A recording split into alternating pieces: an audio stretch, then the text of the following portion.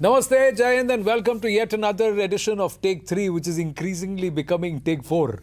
But more the merrier, and whenever we have diverse voices to talk about what's happening around the globe, it just makes the conversation all the more interesting. So as usual, got the three suspects. That's myself, Anand Narasimhan, Zaka Jacob, Rahul Shivshankar. But in our midst today is the Mark Tully of the Arab world. Dr. Wael Awad, political analyst and war journalist, whose for his own admission is that he spent more time in Bharat than he spent in his own motherland of Syria. So welcome, Dr. Wael Awad. Let's start with the Arab world. What's happening there? Oh, that's the welcome to the Arab world. It's a mess. So everybody is wanted his share of the cake of the Arab resources. And now we can see what's happening, whether it is from the North African countries into the Gulf states. So it's all in turmoil. Having said that, I would say that because the last year was witnessing more than 8 countries has been attacked by Israel and the Gaza after the Gaza war, and even the United States have taken the advantage of attacking Iran and also attacked part of Iraq where the American troops were still stationed there. So the situation is turmoil. We are expecting that to stay for some time. It will take a long time before this settles What's down. brewing between the Saudis and the UAE? That's another story to tell. They're competing about roller coasters, they're competing about Burj, they're competing about alliances also. Well, I think the relation between the two neighbors were very strong. Mohammed bin Zayed and Mohammed bin Salman had a very strong tie. Till 2015, when they started the coalition in Yemen, and then they were taking the lead, and all of a sudden, recently, when the Mohammed bin Salman noticed, as per the Saudis' narrative, that he has captured or they have witnessed 2 warships have taken all the, the weapon to Mutalla in port in Yemen, and then they bombed it, and then the problem started from there. And I think now as per the Saudis, they are resettling their own house in order, and Mohammed bin Salman is taking the lead as a leading Islamic country in the Gulf country, while also the UAE also maintain its presence all over the world. You know, UAE is a very strong presence everywhere, and they are bigger than their size in terms of they are influence. But Dr. Tell me, obviously, we had MBZ come here. It was a whirlwind sort of a tour. He was barely here for a few hours. A lot of significant announcements were made as he met the Prime Minister. The concern here in India is after this Saudi-Pakistan sort of military mutual defense treaty, there's been a concern here in India that, look, we can't just allow this to pass. And some commentators are saying the visit of the UAE president is sort of to try and counter, or at least send a signal to the Arab world that, look, we also have partners there. They did announce some kind of a preliminary cooperation on defense, on mutual defense. They haven't announced a full agreement. But do you think it's moving in the direction where India and the UAE are coming closer, even on something like defense, so that, the Saudis are told that, look, Yeah, that's a very important question you raised. Actually, to be honest, we live in the conspiracy era in the Arab world, and I don't know, you have been inflicted by us. We all live in the Trump era. Can you imagine that? India, for God's sake, did not take part in the Russia-Ukraine war, despite the pressure from the global power. Now they wanted to take for a regional power. I don't buy this, this narrative from anybody. Why I'm saying so? Because the relation between India and UAE is so strong. You have 4.3 million Indians living in UAE only. You have more than $75 billion investment promised by the UAE. Yeah. You are the second largest partners in terms of the global trade. So India have lots of stake in particular in UAE and in general in the GCC. So you have 9.7 million Indians are living there, and you have more than 14 million Indians visit the place annually. So imagine what could be the India's stake in this region. So if we see the proximity of India to any of these countries, it's good for India and good for the Arab world. Can I ask, I just want to introduce this because I think what is happening is that commentators are now calling this Pakistan-Saudi Mutual Defense Pact, Mutual Defense Assurance Pact, or whatever they call it, a kind of Islamic NATO coming together. So the Islamic NATO now looks to be enlarged because Turkey also wants to get in. Is this workable? Look, I have always been calling the president of Turkey as the de facto Khalifa. Nobody believed me those days, till we have seen the political Islam spreading in Syria, in the Middle East, and then he wanted to expand even to China. Exactly. Because most of the Uyghur, more than 15,000 Uyghuris are fighting along with our forces in Syria, and they have been posted on the border to Turkey, and it is the Pakistan in the making. So we all understand that Turkey has given the total infrastructure for the terrorist organization who flown from over 83 countries. 137,000 terrorists came through Turkey. So Turkey thinks that they can do it. But I think there is a change in the perceptions in the American mind. They don't want anymore the political Islam. See, attacking Qatar is one of the issues when we have to focus in. Turkey is the right hand of the Hamas and the Islamic Muslim Brotherhood, and people think that during the Arab Spring that they were going to, take the lead and being the symbolic of a moderate Islam, plus they can do the governance. But that is how, when now there's a change of perception, and I don't want it this. So there is a new oracle, Abraham Accord. Abraham religion is coming. But without causing the damage of Islamic nations and minorities in any other countries, Turkey will take the lead along with Pakistan in spreading that kind of extremism and again revival So do we of need terrorism. to be worried? You need to be worried. It's a because you fasten see, your belt. the problem is that Fasten your belt. till now, the Islamic bomb, so to speak, was only with Pakistan. Yeah. Now, if you have this mutually assured sort of defense pact, Zach, basically, Saudis and Turkeys get a nuclear umbrella. Yeah, also they get foot soldiers, right? I mean, at the end of the day, the Pakistan army is a renter Rent-a-cause, price. They have been rent-a-cause always army. in Saudi Arabia. They have So, been for decades. No, I think there's also the division will come to the fore as and when, and this is the Israeli/American perspective that, look, had the Hamas attack not happened on October 7th, the Abraham Accords would have been extended to Saudi Arabia. Saudi Arabia was just short of joining the Abraham Accords, and whenever this war finally ends, Saudi Arabia will be the next country that will join the Abraham Accords. And I'm just curious to understand this whole wedge that's now happened between the UAE and Saudi Arabia, courtesy what's happening in Yemen. Will that divide this larger? I mean, ultimately, like you said, I mean, the Saudis and the UAEs are thick as thieves. I mean, they are, as you said, the American custodians in that region. Will this drive a wedge to the point where they start sort of splitting I have a point of view here. One of the things is we forget the fact that as much as India has a fantastic, or Bharat has a great equation with the UAE, Bharat has a fantastic equation with the Saudis. Absolutely. Mohammed bin Salman was, even before MBZ, MBS was a friend of the country. Yeah, his father. And the fact that it is the Muslims from Bharat who go for Hajj, go to Makkah, Medina, they are the ones who get special treatment. This entire Hajj subsidy being moved, separate terminate, and also free passage, ease of travel from Bharat, respect for the Bharatiya passport there in Saudi Arabia. All of that does not come if there is animosity. The problem is the defense pact. No, I think the defense pact is really, I'll tell you what. Appended. See, you think the Pakistanis can go ahead and pawn their nuclear tech or without the Americans having a say in it? The Americans are also watching. Now the Americans and the Saudis are together, are linked together. Now maybe because Israel got very aggressive in this region, it's possible that somebody like a Saudi Arabia wanted to hedge its bet. And also maybe the Saudis are now going to keep an eye on the Pakis and say, all right, listen, I'm going to control your nuclear button. Who's holding the nuclear button? Who's wielding the nuclear button? I think you're right in two words. I'm sorry to interrupt you, but I think it is true. I always raise this question: who control Pakistan nuclear arsenals? I mean, the Pakistani don't have it. By the way, any army, leading army in any of the Arab country or in the Islamic country, does the American have to join hand with them because they trust them? They can control their public, and they have done it in Pakistan, in Turkey, in Egypt, and name it, and in Indonesia. So there is no question that Pakistan have the red button to press it. That's one. But because of the geopolitical changes took place so fast in the region, from Israel attacking the only nuclear state in the West Asia is Israel, and declared the nuclear state, and the Saudis feeling vulnerable because, look, Israel is speaking of the greater Israel. And greater Israel means what? The north from Euphrates to Nile, which means the Sinai Peninsula, Syria, Jordan, Lebanon, Iraq, 1/3 of Saudi Arabia. So 1/3 of Saudi Arabia felt that the Somaliland recognition by Israel, and then the intervention in the Yemen to divide Yemen and Hadramaut, there the rift started.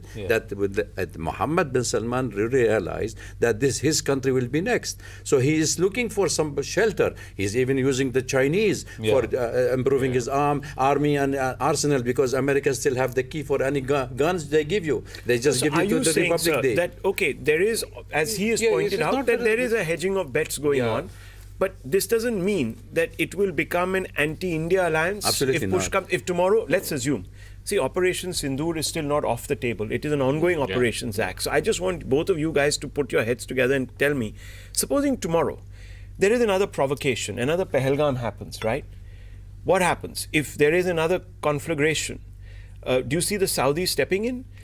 No, so look, I think Rahul, it's the opposite. I think Saudi Arabia is using the foot soldiers of Pakistan to guarantee its own security. It's not the other way around. I think if another terrorist attack were to happen in a way that India has to respond, I think what we need to worry about much more than Saudi Pak is actually China Pak. We've seen that already in the operations that happened last time, or even Turkey, Pakistan. The sort of interoperability that's happening between Chinese weapon systems, Chinese intelligence sharing, satellite sharing, and Pakistani army is incredible. I mean, the Vice Chief has said that. Zaka, you would also understand that the Chinese have sunk their teeth so deep in Pakistan, especially in the occupied territories also, via their CPEC and their Belt and Road, that if they don't see it through, they will sink as a nation. At the end of the day, the crux of it is not territorial acquisition, it's economics. It's purely trade and purely money. Now, if the Pakistanis are getting intel sharing or inputs from the Chinese, it's not because the Chinese want to protect Pakistan, they want to protect CPEC. They believe that in their heads that somewhere Bharat is responsible for their projects not being completed, for their projects being stuck 3.5, 4 years, 5 years, and it's costing them, it's hurting them. In a situation where, let me ask you this, in a situation where Pakistan turns rogue, are nations more likely to say the balkanization of this rogue lot is better than trying to back this lot? So, Balochistan one side, Khyber Pakhtunkhwa one side, let this Punjab province become one, and the Chinese, Americans, etc. will control this entire region in such a way that geopolitically it doesn't become a rogue issue. Is it a possibility greater than them saying, all right, we'll help you fight India? No, I think you see, let me just take two part of your question. And first of all, Act East or Act India by the Arab country, you should remember that $200 billion promised by the UAE, $100 billion promised by Saudi Arabia, investment in India. So there's no question that somebody investing and wanted India to be taking part to fight along. So nobody wanted their money to be safe. This is one. Second part, this integration of Pakistan is not only because the internal situation in Pakistan is so bad that economically, militarily, and the Balochistan region has been for years. We've been following the news of Pakistan throughout for the last 4 decades, and I'm covering the Pakistan-Afghanistan area. The problem is this integration of Pakistan will have a strong impact and ramification on India. Trust me on this. Why? India is the stakeholder, is not only, and I always say India is the natural extension onto the West Asia, apart from 1947 division of the subcontinent. So India have lots of stake: military, security, oil security, food security, diaspora, and now terrorism, revival of terrorism. I think containing Pakistan in such a manner that does not allow its territory to be used, as the defense minister said it, he said that we rented in our country 40 years for the American during Al-Qaeda in Afghanistan, so they can rent it again. And I always said that my worries of American pampering Pakistan now is actually worrying me, not because of India, it's more because of Iran. That's the one country we haven't spoken about. I mean, that's the country where most is happening right now. What do you think will happen? Will the Ayatollah be removed, or will the regime continue? What is your assessment? The situation in Iran is very bad. And I know that it is the largest demonstration in the history of the revolution since 2009, 19, 22, we have seen, because of the economy. And it has spread. And the Mossad and the American have already infiltrated the whole system.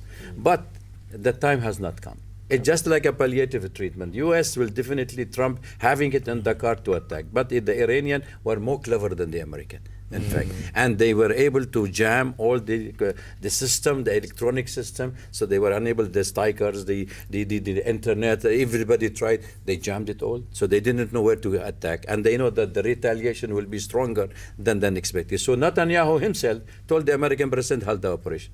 Despite the fact that he was holding the button to give the structure, all the army, every warships have come, but then they said no. So I have this belief, I don't know, I want really you guys to weigh in, that the instability in Iran will have a direct bearing on the circumstances in Balochistan.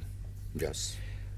And I don't know how to join the dots here, because obviously Iran is very important for India. There's a Chabahar port, there is already a lot of problems with America and this looming deadline. We had an extension on that till I think it is May or something like that. It last expired in September. I think they've extended it now for another May. 6 months or something like that. But look, I think with Trump, I think it's a very binary worldview. So right? just a second. India's stake in Chabahar, if that sort of falls by the wayside, because I'm not saying that we might even work out another via media with Tehran, we might maybe even get to persuade Trump. But that remains a very important stake because it's an outflanking stake. Gwadar is there, Chabahar is here. Chabahar is our entree port into Central Asia and so on and so forth, and therefore into Europe. So what happens? Is it in our interest? Is instability in Iran in our interest? Or is it not in our interest? Is regime change in our interest or is it not in our interest? Why the regime change? Why America is bringing democracy to the region? I mean, Mossadegh was himself removed 1953 by MI6, by the Mossad, by the CIA. America removed democracy and brought an interim advisor or a puppet in Bangladesh. And the similar thing of the Pahlavi family, they brought him, even the son, they told him, you are not interesting. Venezuela, what they did? They just removed. See, let me explain to you, this is a very interesting. Why he has taken the president of Venezuela and his wife while he wanted to attack Iran. So Iran is be attacked because of the ballistic missile technology, because of the nuclear program, because they wanted to totally destroy it and then divide Iran. And Balochistan is one of the cards. Azerbaijan also they have been using. Kurdistan, Iraq, that has been used. Mujahideen Khalq. So that is why I said the danger of the American plan in the region is to disintegrate. United States have a phobia for any big country. And I always say this, any big country, it has to be divided. Look at the Arab world. Look at us.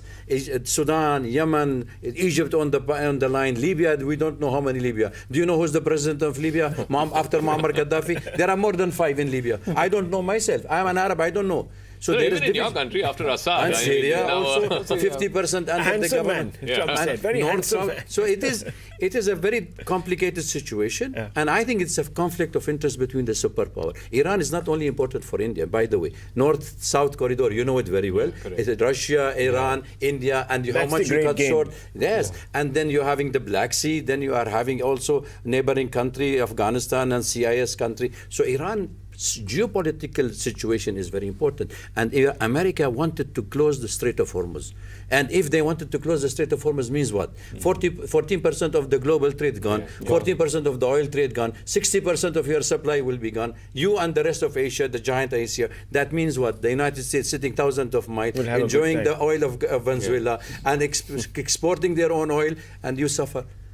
So the story is bigger. It's a big. It's not in our interest. It's American regime change is not in our interest. So let's take this story forward. What happens in this region now? What is the role that, let's say, India via Prime Minister Narendra Modi, EAM Jaishankar, along in the BRICS construct?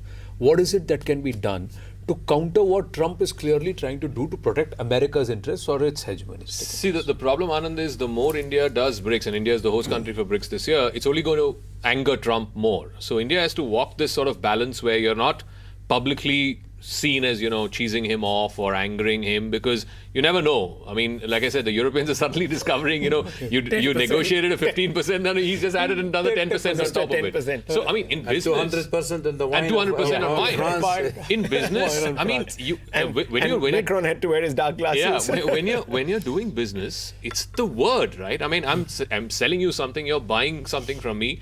I've given you my word, I will sell at this price. Now, suddenly you can't come post facto and say, I'm going to charge another 15% more or 10% more. So, look, India has to walk the fine balance. India is already sort of moving in the direction of trying to normalize with China. We've had a process of disengagement with China.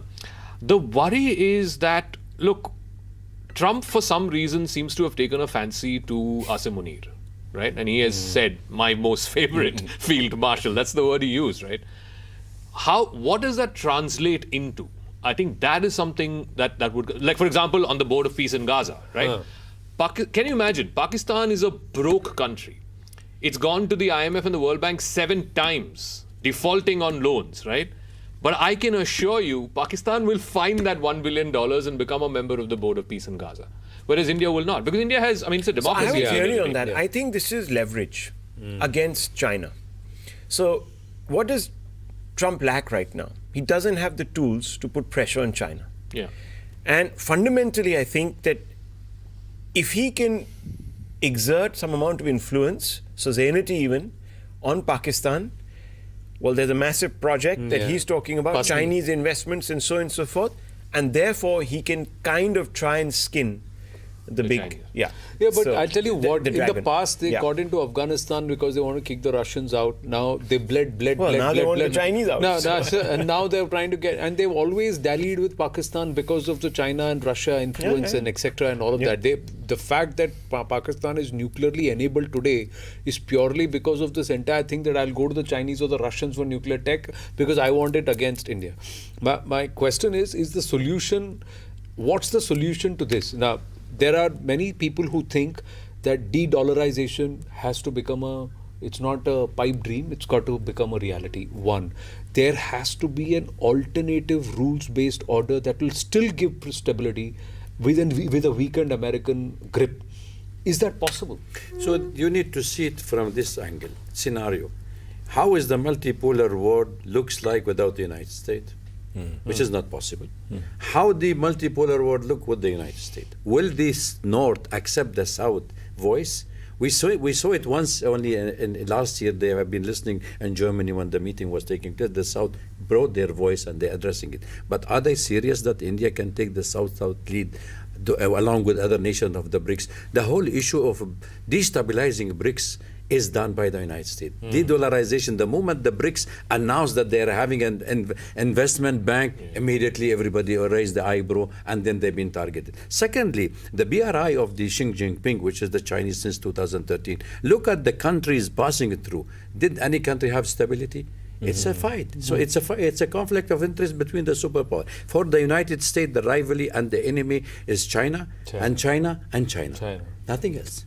So Russia, they make it busy and isolated in Europe. China is the main challenges for the United States. So they cannot compromise on India's position in the Quad, nor they are willing to see India destabilized because they know that the bigger cake for the United States is to see India more involved in the turbulent water that America is creating. So if we have time, I mean, one final word, Doc. So then what explains Trump basically telling to Xi Jinping that you can do what you want with Taiwan? What explains Trump not having traveled to India for the Quad that was supposed to happen last year? I don't know if it's going to happen this year. No, he has his own reason not to travel. It's nothing to do with India Quad, and not the Quad, not even the bilateral trade. There is something else in his mind. Okay. He is known for this, and I think in the back door of the Shastri Bhavan, they understand his mentality, what exactly he wants. What about Taiwan? What about Taiwan? You see, they did the same thing with Iraq. You remember in the Iraq when they told the ambassador of America told Saddam Hussein, we have nothing to do with you and Kuwait. The next day, Saddam Hussein foolishly invaded. You think that the same person can fall in the second trap? The donkey doesn't fall twice in the same hole. So there is nothing going to happen there. No, the Chinese were certainly Chinese understand the American game, certainly are and not. they say it's internal problem. It's nothing to do with you. Till now, China considered Taiwan integral part of. Have already accepted in 1971. One China, One China policy. They've accepted this one China policy. But all right. So eventually, you feel we should just sit down and, okay, I've got to wind up, but finally, you think Bharat is going to just sit down and do nothing and just let it play out as it is? Or I think there are wheels within wheels. I think the Trump phenomena is not a transient one. I think America itself has changed. And we were talking to Salvatore Babonesh the last time. And he believes that there is actually at the bottom of the structural pivot. And I think America is seeing its power waning. There's a lurch to try and exert itself, to command respect. Whether it does or not, let's see. But that is an issue. And I can think it's put not going a away. word here. I think what India should learn lesson from the turbulent world. We are at the stage of a new world order. There's a multipolar world is coming. Yes. America is yet to accept that is now no more the unipolar. But I think what happened in Gaza, what happened in Iran, what happened in Venezuela, what's going to happen in Greenland, Algeria, because the president of the United States wanted to be the president of all the countries he can invade and he can take them by force. I think India has to strengthen itself from within.